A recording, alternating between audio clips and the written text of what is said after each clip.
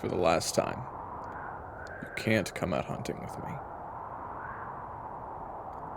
Well, for one, you just woke up a little bit ago. A couple days after being asleep for a while.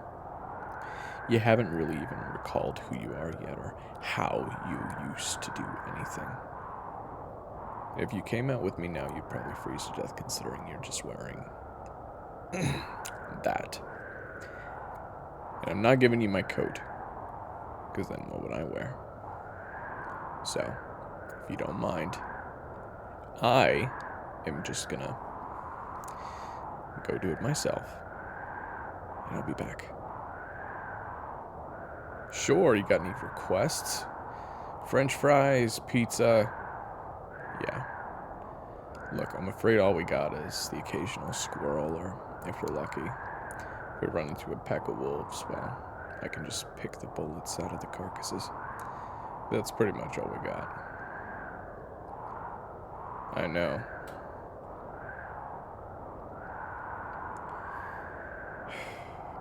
Looks pretty rough out there. Rougher than usual. Tell you what.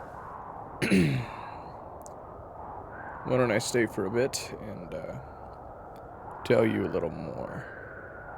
Sound good? Cool. Yeah, I'm sure that you're pretty excited for me to get back to things, considering, well, the gang split up, and they're on the case to find the real killer.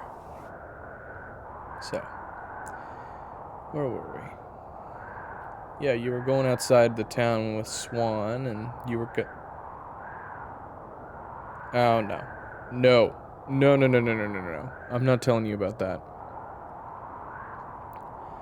Well, because it's not important to the story. You don't need to know. Why do you want to know what happened with me and Piper?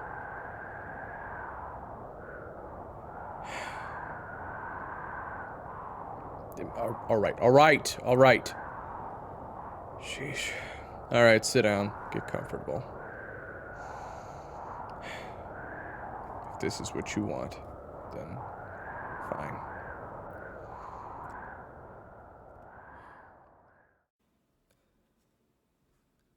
For the record, you don't remember this because I never really told you. So whether or not your memory is intact, this is technically the first time you've ever heard this. It wasn't because I didn't want you to know or anything like that. I just hated being around Piper, and the less I talked about it, the better. But, hey, you kind of need to know the whole story, and if nothing else, you can get a laugh out of her pushing my buttons. You left with Swan and went to talk to Mr. Morris. Something told you it was going to be a mildly creepy endeavor, if not completely uncomfortable. Raven offered to let you and Swan take the carriage, but they declined, electing to walk. You agreed with him, remarking that stretching your legs and being outside is what suits you best. That left Raven to take the carriage with Piper in the seat next to him, and it went about as well as you'd expect. Are we there yet? We aren't even inside the carriage. Alright, look. We need to get some ground rules set right now. This carriage? Not a toy. It's a state-of-the-art transportation device that runs on fuel and energy. It's a piece of machinery, and it's not to be played with. That being said, keep your mitts to yourself and don't touch anything unless told otherwise. You get me? Question. Does that rule out me putting my head out the window? You little... I got it! Mr. Brooding. I speak the language just fine. Not like I know the first thing about a minecart, let alone something like this. Raven opened the door and walked inside the carriage. Piper followed him. As soon as she looked inside, her eyes sparkled. Her lips curled into a mischievous grin. I am going to touch everything! Do you like having fingers that aren't broken? Sometimes. Smartass. I have meticulously kept this place spotless, not a dust particle in sight. I would prefer to keep it that way, especially with the fact that you likely don't bathe. Hey! It rains sometimes. That does not count! Alright, let's check my map here. Raven traced the map with his left hand, carefully figuring out his location. The church that Annabeth went to is on the southwest side of town. In fact, it's not really in the town at all. It's about a half mile or so down the road to the exit. I can direct you. I thought you said you hadn't left the church that you were in. I hadn't. But Annabeth did tell me its location a few times, just in case something happened to her. Something happened to her? Well, she told me she felt like she was being watched, just sometimes. I just thought maybe it was the heebie-jeebies, you know, like a brisk breeze making her on edge. But now I see that she was probably right. And I didn't believe her. There's not much you can do about it now, besides finding out who did it and keeping them from doing it again. So, no sulking. At least until this is over. Do you believe in heaven? Huh? You know, the afterlife. Eternal paradise and all that jazz. I used to think it was just a load of crock, but I'd like to think it's out there. Sure. I mean, I guess. I believe in heaven, angels, God. And I think from what you say, Annabeth was likely a good enough person to go there. But if I'm honest, you'll likely never see her again. Because you won't be going to heaven. I know that, bird brain. You gotta die to go to heaven. And the way I see it, I am living forever. You forget I'm gonna kill you one day. Maybe even when all this is over. Are you sure you're not getting some sort of sick, twisted, perverted enjoyment out of getting some muscle girl to kick your ass? Is everything that comes out of your mouth a load of bullshit? No. Sometimes I like to sing you a song for the traveling journey. Tough crowd. Raven walked past her and sat in the driver's seat. He snapped and pointed at the passenger side, signaling her to sit. Oh, so now you want to hang out with me? I can keep an eye easier on you if you stay close. Oh, come on! I know what the deal is.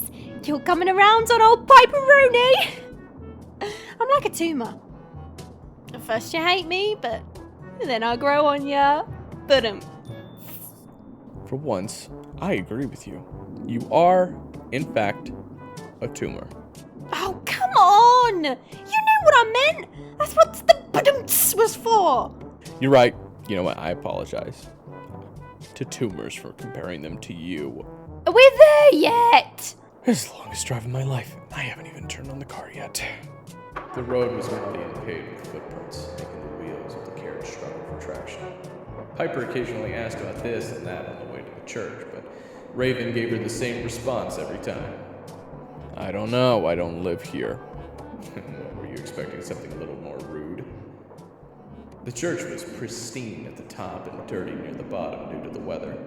The breeze picked up as they left the carriage and walked toward the front door, flapping Raven's coat around.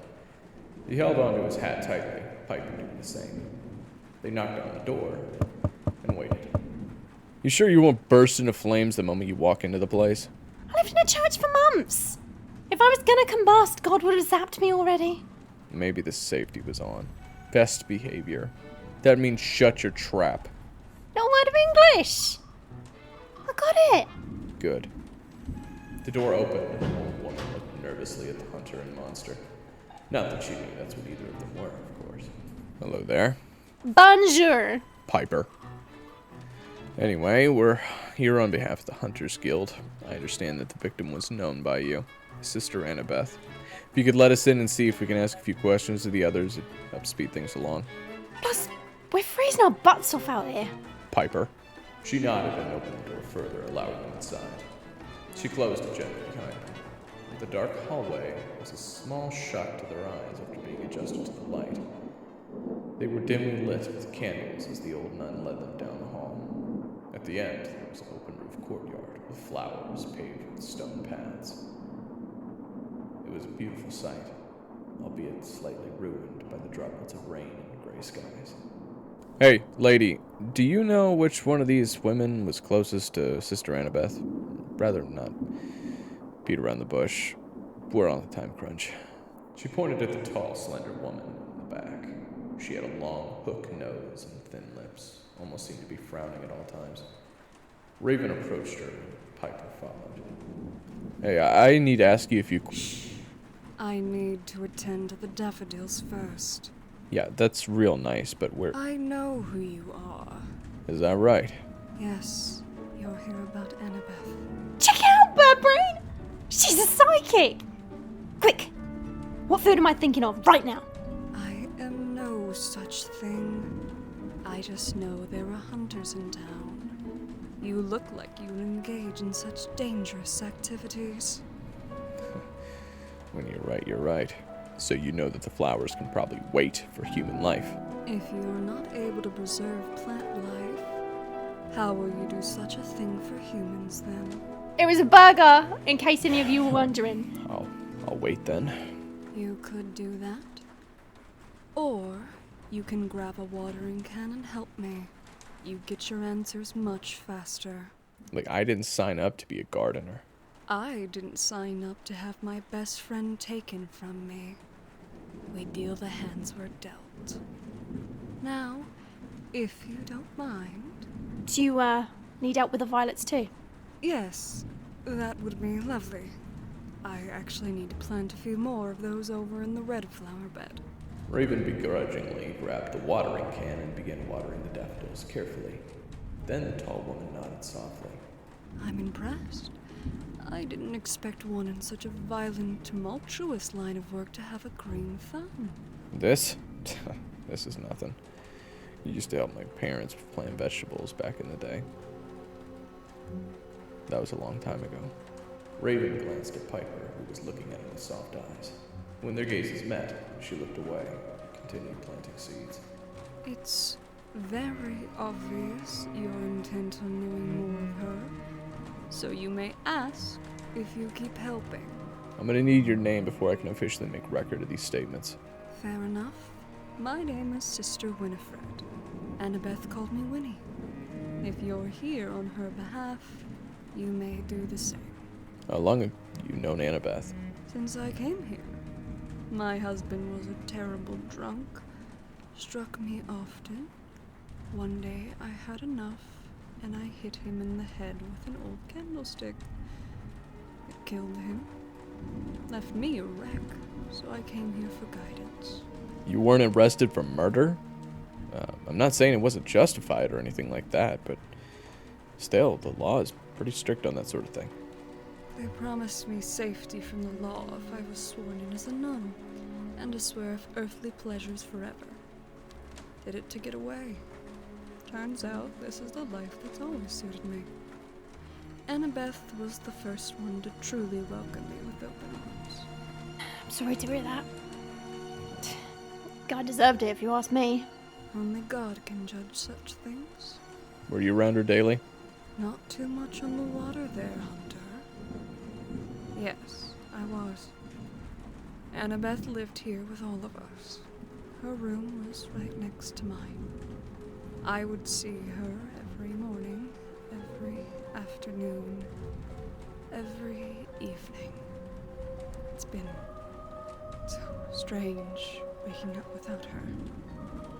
It's hard to remind myself that she's with God now.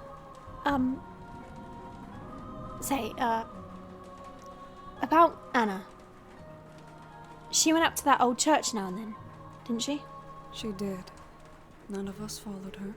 She mentioned what she was doing up there. Seeing a friend, she said. Someone who really needed someone to listen to them. Someone who lived their whole life not being listened to. That's all I know. You see, maybe she's right. Huh. Well, there was one other thing. She told me that they couldn't leave the place. Once I heard that, I was worried for her. But she wasn't.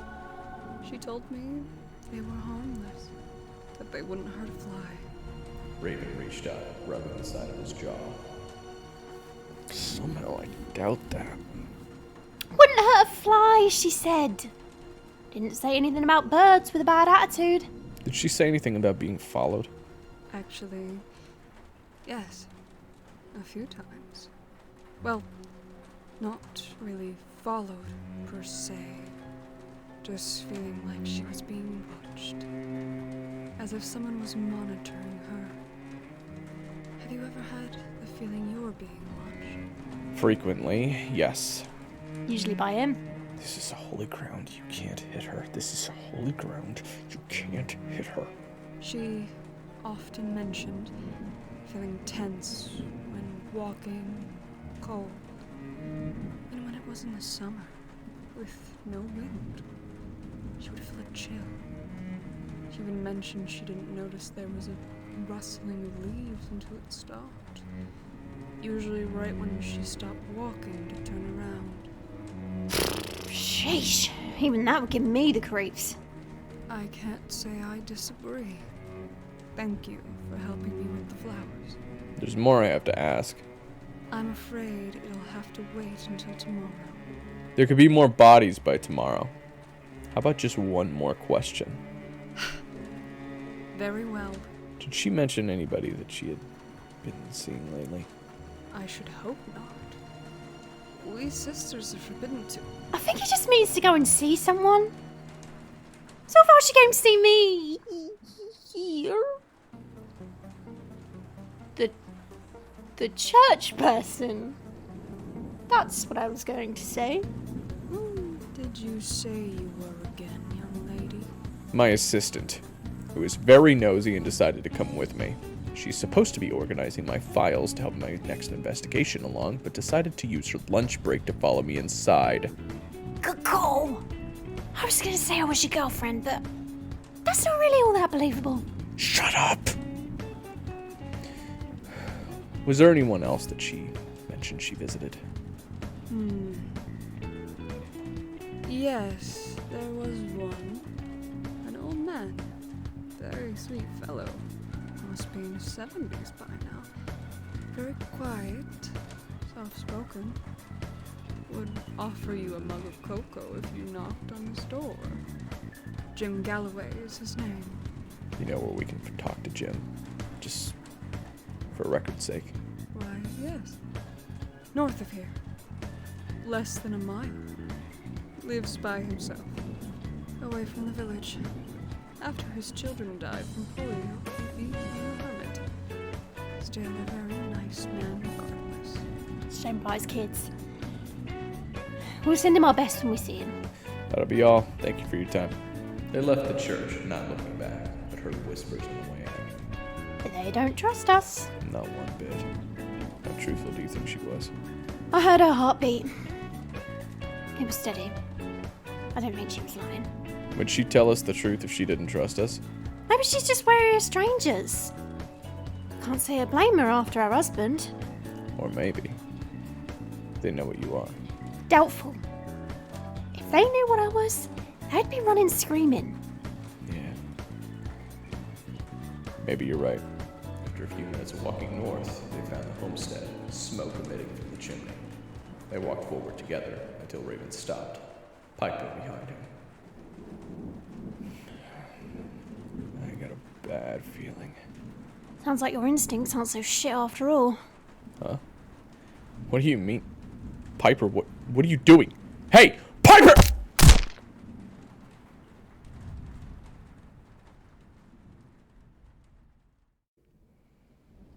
Outside East Lodge, there were a few cottages that some of the more impoverished folk lived in. Not that they couldn't make money, they just didn't want to take to the seedier tactics that others decided were necessary. Don't know if you caught that feeling from being watched all the time while in town, but there you go, confirmation. You and Swan walked through the mudded roads leading to the outskirts of town, so the mayor called it. You were told additional info about him, in that he was on the outskirts of the outskirts. You got the vibe that this guy was a serious lover. On the way there, you picked and prodded Swan with question after question, a lot like you did to me. Although, as you probably guessed, they were a lot friendlier than I was. Sorry. No, not quite. I appreciate the compliment, but I absolutely do not know everything there is to know about monsters. There are quite a few I have limited knowledge of, and some I know nothing about. That's not even taking into account there are probably many I don't even know exist.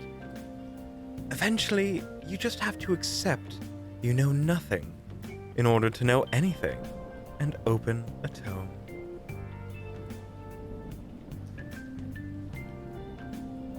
Ah, I figured you'd ask about him. Yes, Raven and I have been partners for years now. We work incredibly well together. He's a little rough around the edges, to say the least, but he's a dedicated and thorough hunter, as you've likely seen. Make no mistake, Piper is an incredibly formidable adversary. No normal hunter could take them down one-on-one. For him to defend you the way he did was impressive for a human being.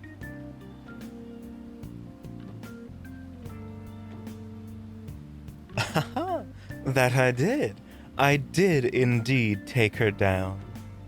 Although I used my hunting hand for that, and I got the drop on her. Very easy to defeat someone with their back turned. Oh, my hunting hand? Ah, yes. It's not just my dominant hand, although that may have something to do with it. It is what we call our special weapons assigned to us by the guild. Mine is a standard rapier that is threaded into a bladed whip. I've practiced with it endlessly. Most hunters prefer a blade of some kind, as severing parts from monsters is generally the ideal strategy to deal with them. Yes, Raven does have a hunting hand, but it is not the pistol he carries in his holster. He uses that in a myriad of daggers. He does not use his hunting hand. He hates it. Why? Well, I suppose I can tell you that much. As you may have noticed, Raven is right-handed, yet exclusively uses his left. That is because his right hand is, well, not 100%. Unfortunately, when he was young, he sustained a lifelong injury that cannot be healed. He can still use his hand. He's just stubborn. And, if I recall, is saving the next time he uses it to kill his prey that he marked all those years ago. Anywho, his hunting hand absolutely requires the use of two hands. No two ways about it. Even a man with, I don't know, some sort of dragon eye who could rip doors off their hinges and slay everything around him, he couldn't use it if he had a hook for his other hand. You need two hands. You know, you may not know it, but him and I are actually partnered up voluntarily. You see, after each fiscal year in the guild, we are divided from our partners once again, and then vote for who we want as our primary, secondary, and tertiary choice as our partners. Raven and I select each other as our primary choice every single time.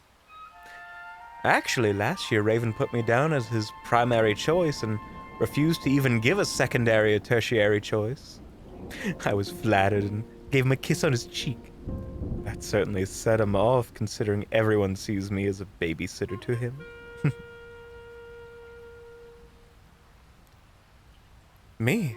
Ooh, goodness, how many winters have I been doing this now? Well, at least 15. I started when I was in my teenage years, and I'm still in my physical prime. I've enjoyed most of it. I can't say every minute, because Seeing the dead and informing their loved ones, that's the worst job in the world. But avenging them and ensuring they receive their justice, that makes it worth it. Ah, speaking of justice, look, we've arrived. You looked ahead after being distracted from Swan invading Raven's personal life to see a small cottage with a very shoddy stone path leading up to it. Its chimney had a thick wall of smoke coming out and the interior was lit. If you didn't know any better, you'd think it was on fire. There was a man outside. He was shirtless and his chest only covered by the suspenders attached to his brown work pants. He wiped his brow with a yellow work glove after cleaning a horseshoe attached to his steed. When he looked up, he noticed you. He gave you an incredibly mean, distrustful look. Don't worry, Mouse. You get used to it. People look at me like that daily. I try not to take offense. Excuse me, could you be Mr. Morris? The man didn't reply. He only removed his gloves and picked up a hammer, standing in front of his doorway calmly. There's really no need, sir. We're only here to ask a few questions. I have no answers for you. Yes, quite, but perhaps, maybe if you think very hard, you can find a few. You see, my assistant and I are... Let her off before I bash your fucking brains in. Quick way to ensure no further headaches. I appreciate the thought, but I simply must decline. Then clear off. Are you familiar with a woman named Annabeth, a nun at the New East Lodge Church? No. Interrogation over. If only it were that easy. My job would go by in a flash. Unfortunately, I have a few more questions. Gave you a chance. Cletus approached both of you, his hammer in his hand, when suddenly a long chain latched onto the hilt. The hammer flew out of his hand and Swan caught it out of midair. Swan retracted their whip and sheathed it. They wiggled the hammer in their hand. Such a useful tool. It would be rude of me to allow you to dirty it by... Ooh, how did you say? Bashing my expletive brains in? I'll just hold on to this for you until we finish to ensure it's safekeeping. Fucking witch! Some kind of blasphemer! I assure you, my good man, it's all mechanical. Nothing magical about it. Are you a visitor to the New East Lodge Church? From time to time, I suppose. Ooh, that's wonderful! Now, are you sure you've never met Annabeth? What about Marianne Terrence? What's wrong with Mary Ann? You knew her? No. Why are you saying that like it's past tense? I'm afraid you weren't told. Recently, authorities found the bodies of Sister Annabeth and Marianne Terrence. They were both murdered by what they believe to be a vampire. Good God. What a merciless beast. So, you knew her then? I did. She visited frequently. She was close with my wife before she died. That makes this all the more unfortunate for you then. Meaning? I'm afraid I have reason to believe that you might be responsible for her death. And considering you knew her, and your now deceased wife, that makes you all the more likely of a suspect. Like hell, I'm no bloodsucker! It's a shame that vampires can lie, otherwise you'd be freed of all suspicion right now. Fortunately, there are tests we can do to see if you're lying. Like? Swan reached into their coat and drew a dagger. They removed their glove and sliced their palm. They approached Mr. Morris, holding the bloody palm right in front of their face. Is this doing anything for you? Ugh, that's disgusting! Get your hand away from me! They have simply built up a resistance. What about this? Swan took some of the blood on their finger and swiped it across Mr. Morris's lips. Mr. Morris recoiled, spitting violently. You fucking... What is wrong with you? Gotta fucking screw this, mate! Resistant or not, the taste of blood would fire up any vampire. I'd say you're clean, Mr. Morris. Fucking hell! Oh, that's all you needed then. Good. Still, it's vexing. How would the mayor send us here if you were a dead end? The mayor of East Lodge. Quite. Who else? That fucking bastard! He said I was the murderer! Him! Have you had issue with him prior to this? Fucking right I do! He stopped, his eyes glancing between you both fearfully. Oi. You two. Look behind you.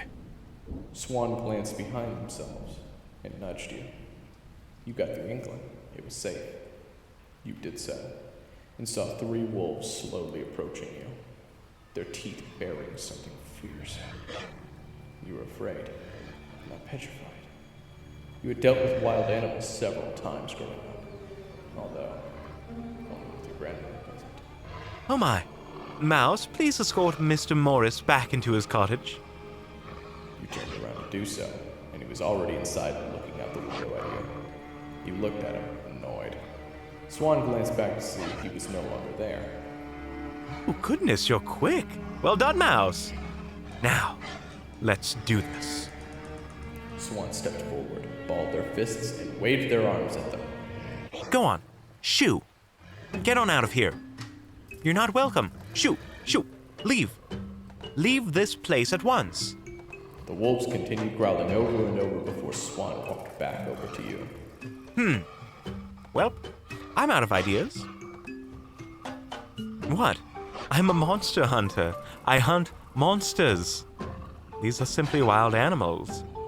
I have no right to kill them. Well, I have no idea what you'll do, but if I were you, I'd think of something. You groaned and looked around as the wolves approached you. As they inched ever closer, your base lowered, your legs spread, and your arms bent to make yourself wider to seem threatening. The wolves slowed their march, but didn't stop. You glanced around and noticed a barrel near a well. You called out to Swan to check it out, keeping your eyes on the wolves. The barrel? Very well, I'll investigate. It looks to be nothing more than water. Sorry if you were expecting molten lava, Mouse. What? Huh? Spill it out. That seems rather unkind to Mr. Very well. If you're that determined to cause a mess. Swan heaved the barrel over and covered the ground in a flood of water. The wolves didn't care, but you knew that they probably should have. You twisted and bent your fingers, and the water bent to your will, flinging through the air and completely soaking the wolves. The other wolves jumped back from the splash and shook themselves when they were free. Before the wolf you soaked could do anything, you held your other hand out and let the water freeze over completely encasing the canine in ice. You picked up the hammer and smashed the ice sculpture to pieces. A wolf jumped at you and you ducked, throwing him over your head. You threw a long dagger of water at him, freezing it just before impact, impaling it through the neck. The other wolves whimpered, fearful of you, and scampered off. You stood up, dusting yourself off, and exhaling the nervousness from your body. Goodness, Mouse. What an impressive and, I'll admit it, frightening display. I'm sure glad I'm on your good side. Raven better straighten up before he becomes an ice cube, though. I wasn't expecting that to go so quickly. You can come out now, Mr. Morris. The door hesitantly creaked open, and Mr. Morris was peeking outside with fear in his eyes. The door opened completely when he saw the wolves that still lived were gone, and you had just given him free food for the next couple days. He stepped down, looking at you like you had a hole in your head. You do that? With just some water? I'm just as surprised as you are, truthfully. It seems Mouse is plenty capable even without weaponry. Where'd the water come from? Ooh, we borrowed it from your barrel. Thank you for the assistance. You what? It took me 6 hours to pump it full! Surely 6 hours of work is worth saving your life. Now then, what about the mayor? Fucking right, creep him. When my wife is still alive. She worked at his offices to try to help out around the house. I didn't like it. Didn't really think women should work. You didn't say it, but that remark irritated you. I let her do it because I didn't want to argue about it. The whole time he kept being suggestive, to put it lightly. Tried to rope her into an affair. She told me about it, so I went up there and put the fear of God in him. His eyes widened like he saw a ghost. Called guards to get me out of there. Cowardly little man. Do you think he killed your wife? No. Tuberculosis did a bang-up job of that. I just think he's a fucking rat. Ah, he said you were potentially a vampire, or at least impersonating one. I can only imagine it was because he felt threatened by me when I went up there a few years ago. Guess I'm the only one around here these parts who doesn't think he's a ray of fucking sunshine. I see. Another dead end. Sorry I couldn't have been more help. Seems like you're good folk just doing your job. Good luck to you. Suddenly there was a strange sound coming from nearby. It sounded like a bird, but it was distorted and it came in perfectly consistent increments. When he turned to Swan, her face was white. They reached inside their coat and pulled out a small circular box. It had a strange flashing light on it. Raven used his hunter signal. He's only used this twice before, and both times he was in grave danger. We have to hurry, Mouse. He might not make it if we don't. Swan turned and sprinted back toward town, her coat flapped behind them. You hadn't known either of them very long, but you knew that Swan and Raven would both put their life on the line for you. You felt it was only appropriate to do the same. You sprinted after Swan, preparing for the worst.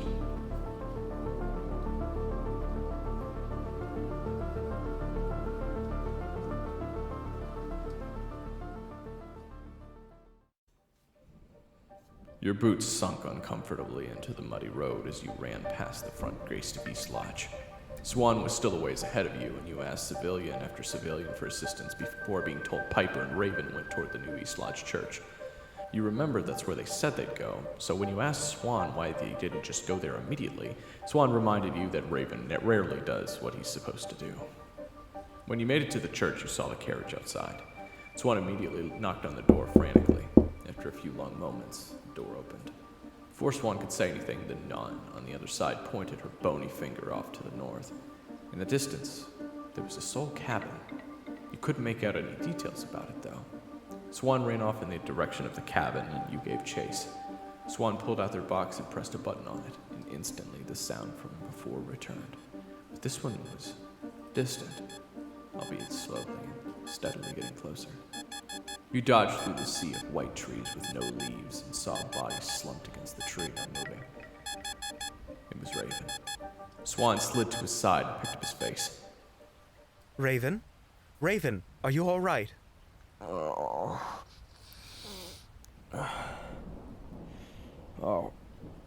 you got my message.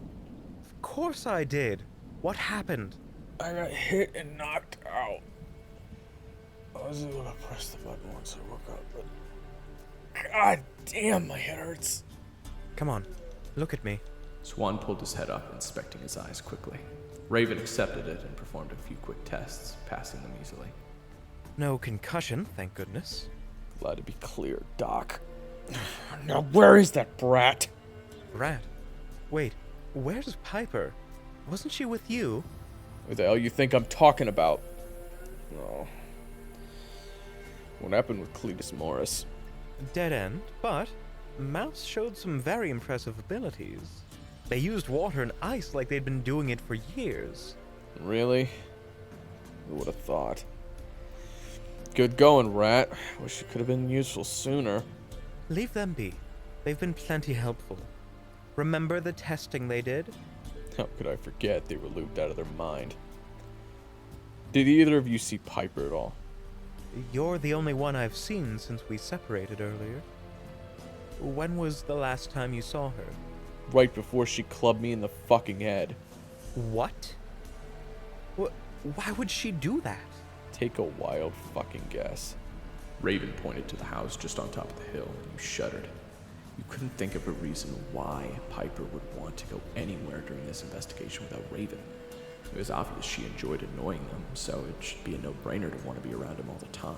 And Raven was a talented investigator, so you'd want to stay at his side during this, and she wanted to bring them to justice, and Raven was her best option to do that. It just didn't make sense. Come on, Brad. Of course it makes sense. Told you, you told you she was trouble.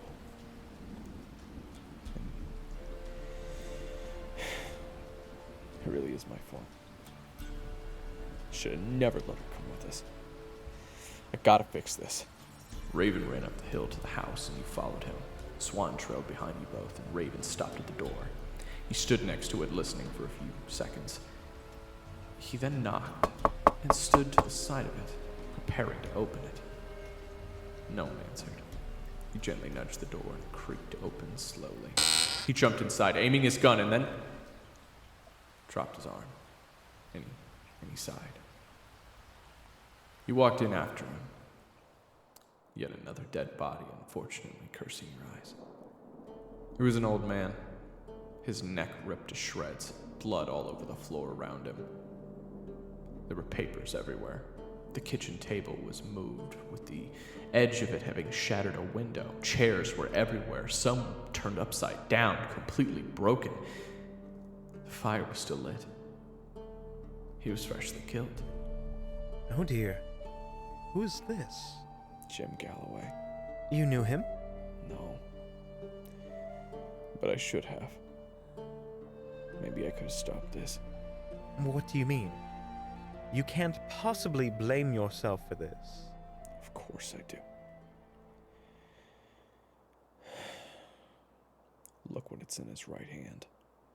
You looked down at his hand, and seeing what was clutched tightly in the man's hand made your skin crawl, your stomach churn, and your blood run cold. It was a flat cap. Piper's flat cap.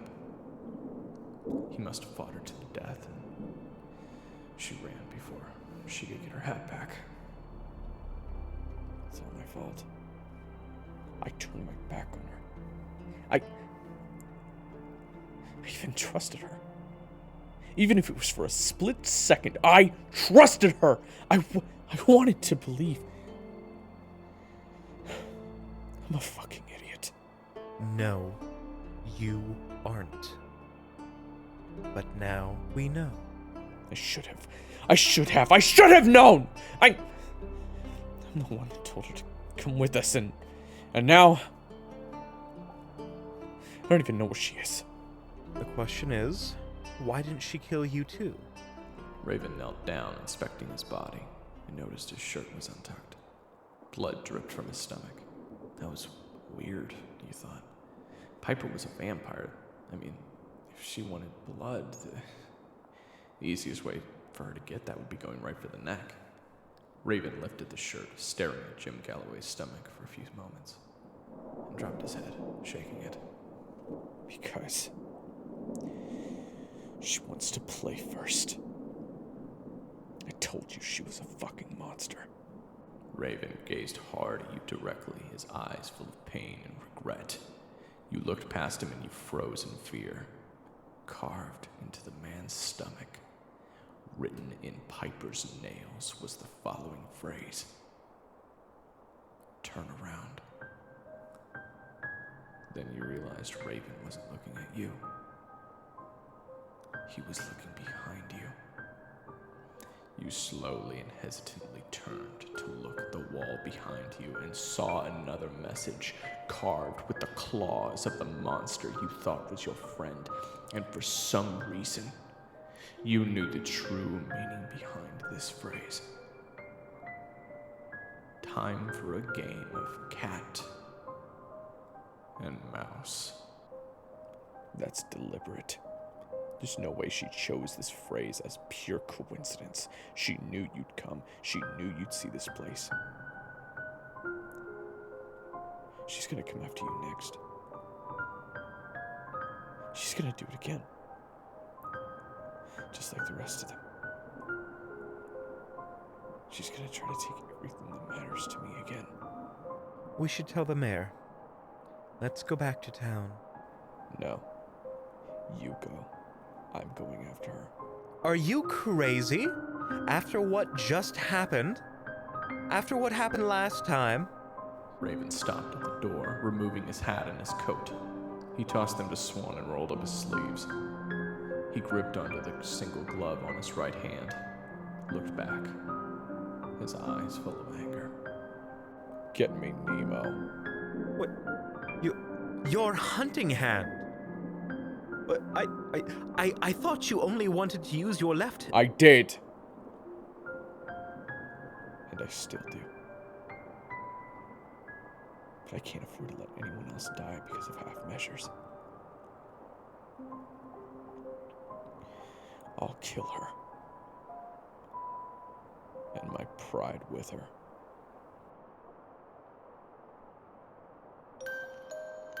Is that really what you want to do, Mouse? You've got some guts, Mouse. I'll give you that. But you just attacked me. And that means you're in this fight now. Sorry for trying to kill you, Mouse. But I can promise you that it won't happen again. And I absolutely hate intruders.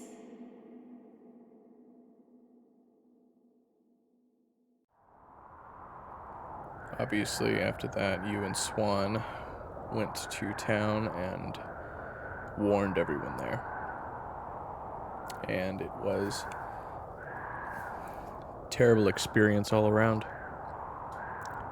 Nobody believed you at first, and the mayor, oh, shit.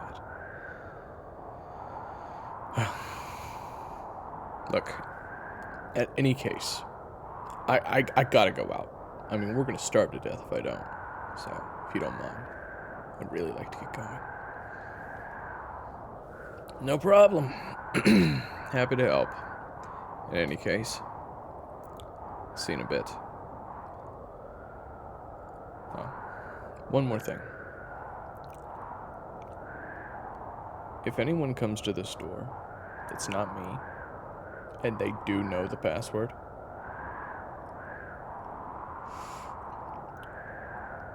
kill them.